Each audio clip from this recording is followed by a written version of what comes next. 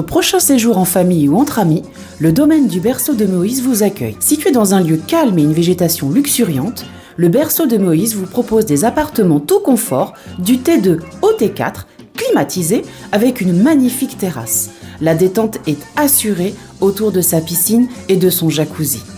Réservation au 05 90 81 64 28 ou au 06 43 87 30 15. Possibilité de privatiser le domaine pour vos événements familiaux et professionnels. Martinique Actualité. Cette année, ce sont 16 YOL qui vont participer au Tour des YOL de Martinique. Corinne Gault est directrice académique adjointe des services de l'éducation nationale, ou plutôt était, car elle n'a pas été reconduite dans ses fonctions par la rectrice. Elle estime qu'il s'agit de harcèlement moral et elle a saisi le tribunal administratif. Avant d'être directrice académique adjointe des services de l'éducation nationale, Corinne Gault, âgée de 49 ans, avait été professeure des écoles, professeure certifiée de mathématiques et inspectrice d'académie, inspectrice pédagogique régionale. Elle occupait le poste de directrice académique depuis 4 ans, comme le stipulait son contrat, un contrat qui n'a donc pas été renouvelé. Face au procès qui lui est intenté, le rectorat fait observer que dans la fonction publique, on n'est pas propriétaire du poste que l'on occupe. KMT présente ses condoléances attristées à la famille et aux amis du journaliste Gérard César, récemment disparu. C'était un grand journaliste et un homme de cœur, que Dieu le garde. Au Marin, samedi vers 11h, un homme a perdu le contrôle de sa moto. Lui et son passager ont été conduits au centre hospitalier universitaire Pierre Zubda-Kitzmann. Ils étaient tous les deux conscients. La savane des esclaves, située comme chacun sait aux Trois-Îlets, est un des hauts lieux du tourisme dans notre île. Elle est gérée par son propriétaire Gilbert Larose. Mais soucieux de bénéficier de la clientèle touristique qu'attire cet endroit, 2 commerçants ambulants, l'un œuvrant dans la restauration et l'autre dans la vente d'épices et de liqueurs, ont obtenu du maire de la commune, Arnaud-René Corail, de pouvoir s'installer sur le parking municipal qui jouxte la savane des esclaves. Il s'en est suivi un conflit avec M. Gilbert Larose, puisque les touristes, tant ceux venus en car qu'en voiture privée, ne peuvent plus stationner. Sans compter les riverains qui, eux aussi, n'ont plus d'endroit où garer leur véhicule. Le résultat, c'est que la savane des esclaves est actuellement fermée jusqu'à nouvel ordre, affirme son propriétaire. Comme chaque année, le gouvernement a autorisé une quantité précise de rhum à exporter pour les territoires ultramarins. La Martinique devance la Guadeloupe et la Guyane. Hervé Tamar est un chef cuisinier qui travaille dans un hôtel de Guyane. Il vient d'obtenir la médaille d'argent de la Best of Gastronomie à l'issue d'une compétition entre 170 candidats. Cette distinction fait donc de lui un des meilleurs cuisiniers du monde. Le plat qui était retenu, c'est son lever de Vivano en portefeuille, sauce maracuja. Lors de la plénière des 2 et 3 février 2023, les élus de l'Assemblée de Martinique ont voté le principe du financement des opérations prioritaires de la ville de Fort-de-France en matière de revitalisation et d'amélioration du cadre de vie pour un montant de 57 724 767 € au titre de la période 2022-2026. Elles ont fait l'objet d'une convention de territoire signée entre la CTM et la ville.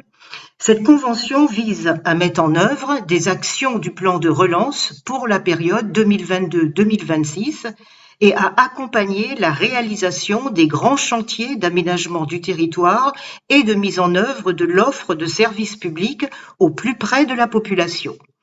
Il s'agit désormais de rendre cette convention opérationnelle. 6 axes ont été définis. Prémunir les Faux-Yalais contre les catastrophes naturelles, notamment les inondations de la ville basse. Réhabiliter et animer les équipements sportifs et culturels. Construire la maison de la famille et de la parentalité. Aménager la cour fruits à pain, les berges de Volga-Plage, le mémorial Fort Tartanson et le camp de Balata. Le quatrième axe de cette convention de territoire entre la CTM et la ville de Fort-de-France est la revitalisation du centre-ville avec le ravalement des façades, la rénovation de places et de squares, la réhabilitation de grands ensembles immobiliers.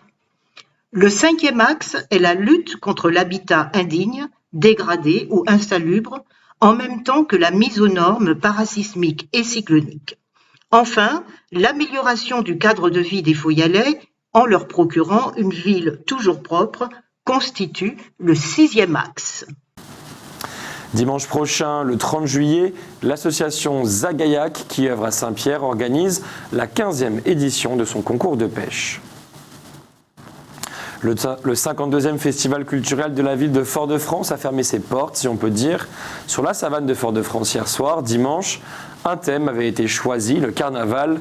Donc défilé de groupes à pied, exposition de bradjack, animation musicale, une clôture qui n'a pas satisfait tout le monde.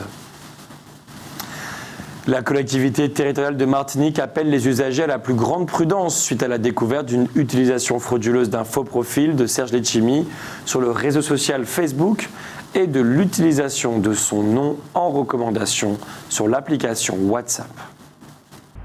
Après une demande de connexion, les usurpateurs sous un faux profil, Serge Letchimy, ou se prétendant mandatés par lui, envoient des messages aux victimes et leur proposent d'initier une procédure de demande d'aide familiale ou de bourse non remboursable en contrepartie de la souscription d'une assurance d'un montant de plusieurs centaines d'euros.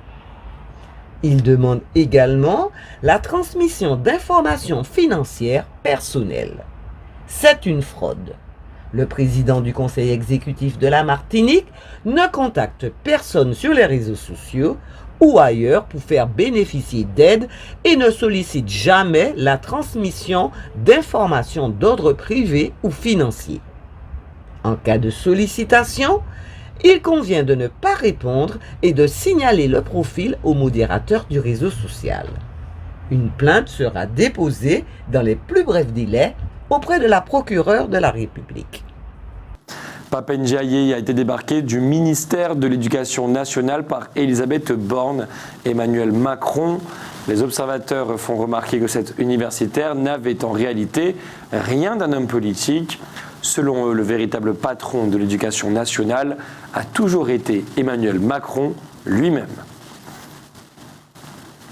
Les parents dont les enfants sont étudiants vont-ils bientôt devoir choisir entre l'avantage fiscal dont ils bénéficient si leur enfant est rattaché fiscalement à leur foyer et les aides personnalisées au logement perçues par leurs enfants locataires ? C'est en tout cas la proposition choc des co-rapporteurs de la Commission des finances de l'Assemblée nationale qui présente les conclusions de la mission d'information sur les dépenses fiscales et budgétaires en faveur du logement ce mercredi. Tous les parents d'étudiants sont concernés, sans condition de ressources. L'objectif, éviter le cumul d'un avantage fiscal et des APL, des aides personnalisées au logement, par des familles aisées. On considère ainsi que les étudiants dont les parents ont des revenus confortables et les soutiennent financièrement ne devraient pas bénéficier des aides personnelles au logement, tout en permettant à leurs parents d'obtenir un avantage fiscal. La Cour des comptes estimait en 2015 qu'une telle réforme permettrait une économie de 120 millions d'euros. L'étudiant peut en effet être rattaché au foyer fiscal de ses parents jusqu'à l'âge de 25 ans et leur permettre ainsi de payer moins d'impôts.